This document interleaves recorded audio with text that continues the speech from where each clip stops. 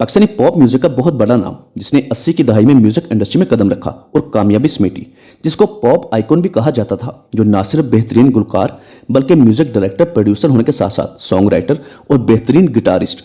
Pakistani music history में जिन बहन भाई ने शोहरत की बुलंदियों को छुआ, उनके नाम है नाजिया और जुहैब।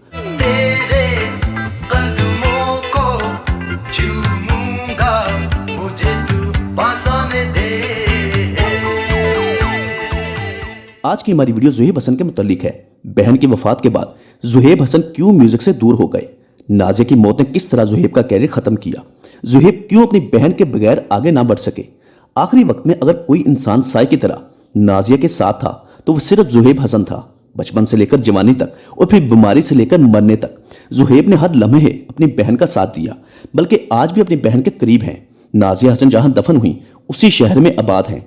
हर हफ्ते अपनी बहन की कब्र पर हाजिरी, वहां घंटों अकेले बैठकर अपनी बहन से अकेले में बातें करते हैं, बीते दिनों को याद करते हैं। नाजिया हसन ने अपनी शुरुआत से लेकर अरूज हासिल करने तक अपने भाई को हमेशा अपने साथ रखा और उस भाई ने भी अपनी बहन के आखिरी वक्त में उसका साथ नहीं छोड़ा।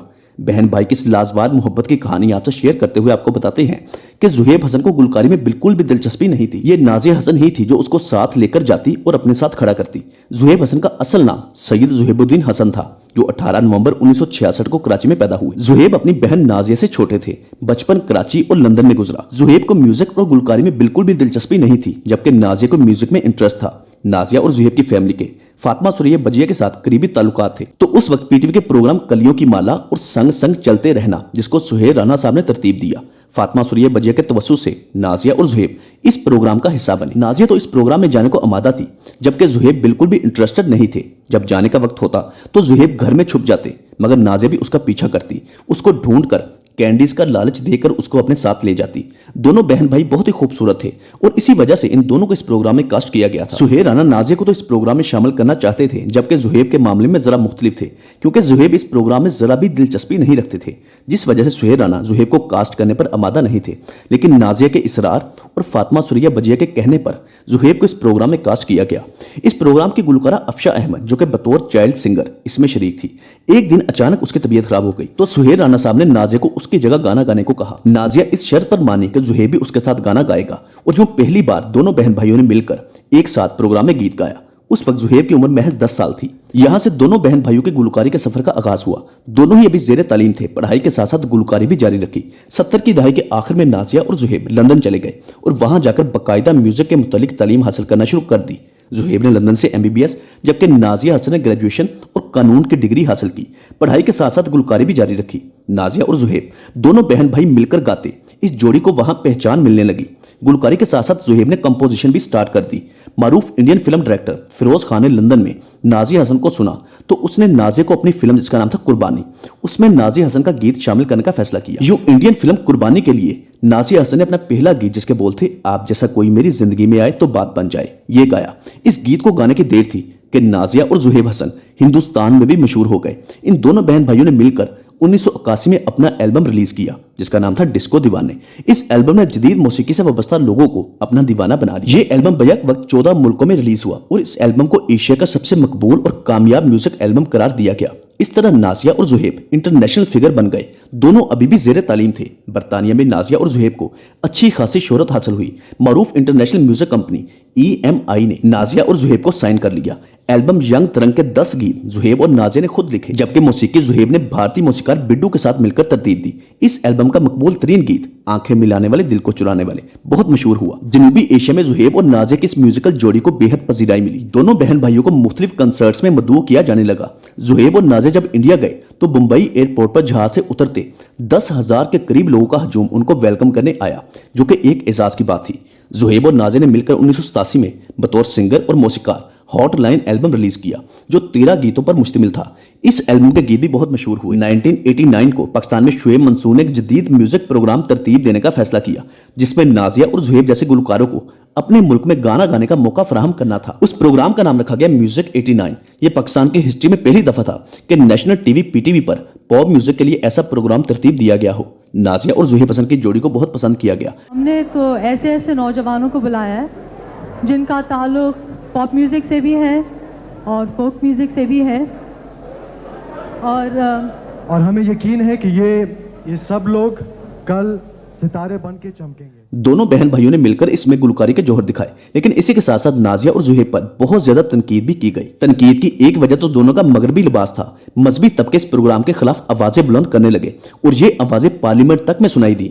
मजहबी हलकों का कहना था कि मगरबी कल्चर को पाकिस्तान में आम करने की कोशिश की जा रही है और इसी के साथ साथ नाजिया और जुहेब दोनों एक साथ बहन भाई रुमानवी गीत गाते हैं, जिससे इस पाकीज़ा रिश्ते की बेहरमती होती है। इस बात को बढ़ावा जुहेब हसन के गैर जिम्मेदाराना बयान की वजह से मिला। मोइन अख्तर को इंटरव्यू देते हुए जुहेब हसन ने मजाक में कहा कि अगर नाजिया हसन मेरी बहन ना होती तो मैं उससे शादी कर लेता। इस बयान की वजह से मजहबी हलकों की जानब से शदीद गम गुस्सा पाया जाने लगा। इस बयान को बहुत तोड़ मरोड़ कर पेश किया गया, लेकिन इन सबके बावजूद दोनों की शोहरत और मकबूलियत में कोई कमी ना आई। 1992 में 5वां एल्बम कैमरा कैमरा रिलीज किया। ये एल्बम बुनियादी तौर पर अक़वाम मुत्तहिदा के मंशूर के मुताबिक मंशियात के खिलाफ बनाया गया था। इस एल्बम का एक गीत तालीदे थले बह गई बहुत पसंद किया गया। इस एल्बम के बाद नाजिया हसन फेफड़ों के कैंसर में मुब्तला हो गई। उस वक्त महज उसकी उम्र 30 साल थी। इस बीमारी के मुतालिक मालूम होने की देर थी कि जुहेब ने फौरी अपनी बहन का इलाज करवाने का फैसला किया। अपने अरूज पर अपनी बहन की खातर कैरियर को अलविदा कहा और साई की तरह अपनी बहन के साथ रहा। नाजिया का इलाज 2 साल जारी रहा। इस अरसे में जुहेब अपनी बहन के शाना बशाना रहा। दोनों बहन भाई एक दूसरे से बेहद अटैच थे। बिलाखिर इस मोहलक बीमारी को शिकस्त दी, मगर उस वक्त तक नाजिया हसन गुलकारी से बहुत दूर हो चुकी थी। अपनी कम उम्री का एहसास भी हो चुका था, तो नाजिया की फैमिली ने उसकी शादी इश्तियाक बेग नामी मरूफ बिजनेसमैन से कर दी।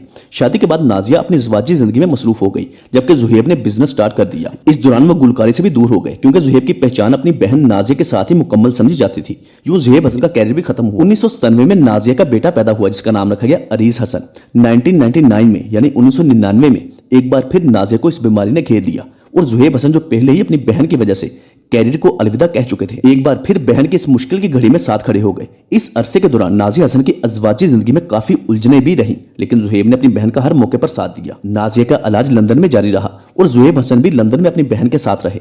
बिलाखिर 13 अगस्त सन 2000 को नाजिया अपने खाल के हकीकी से जा मिली और जुहेब भी लंदन शिफ्ट हो गए। नाजिया के बेटे अरीज की परवरिश, पढ़ाई लिखाई की तमाम जिम्मेदारी जुहेब ने उठा ली।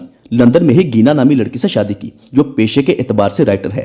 जुहेब हसन को अल्लाह पाक ने 2 बेटियों और 1 बेटे की नेमत से नवाजा। लंदन में अपने बिजनेस में मसरूफ हो गए। 2006 में ड्रामा सिल्क किस्मत का OST सॉन्ग गाया और इस ड्रामे में काम भी किया। उसके बाद कोक स्टूडियो सीजन 7 में गीत रिकॉर्ड करवाया। दिल मेरे चलो धीरे धीरे धीरे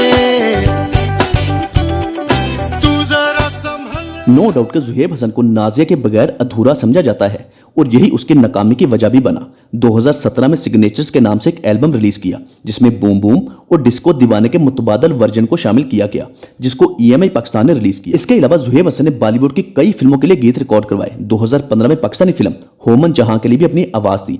इस वक्त लंदन में मुकीम है और अपने बिजनेस में मसरूफ है। पाकिस्तान आते रहते हैं, हर हफ्ते अपनी बहन की कब्र पर हाजिरी देते और वहां बैठकर बीते दिनों को याद करते हैं। हमारी दुआ है कि अल्लाह पाक नाजिया हसन को जन्नतुल फिरदौस में आला मुकाम नसीब फरमाए और जुहेब हसन को सेहत व तंदुरुस्ती और लंबी जिंदगी अता करे। दोस्तों, उम्मीद करते हैं आपको हमारी मालूमाती वीडियो अच्छी लगी होगी। मजीद अच्छी वीडियोस देखने के लिए अभी हमारा चैनल इन्फॉर्मेशन विद फवाज को सब्सक्राइब करना मत भूलिएगा और साथ दिए गए बेल ऑप्शन को भी प्रेस कर दें।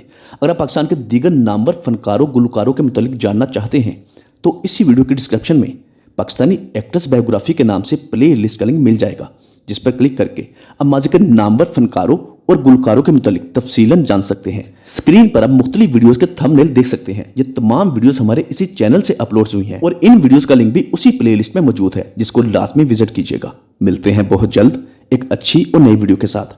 तब तक के लिए अपना बहुत सारा ख्याल रखिएगा। अल्लाह हाफिज।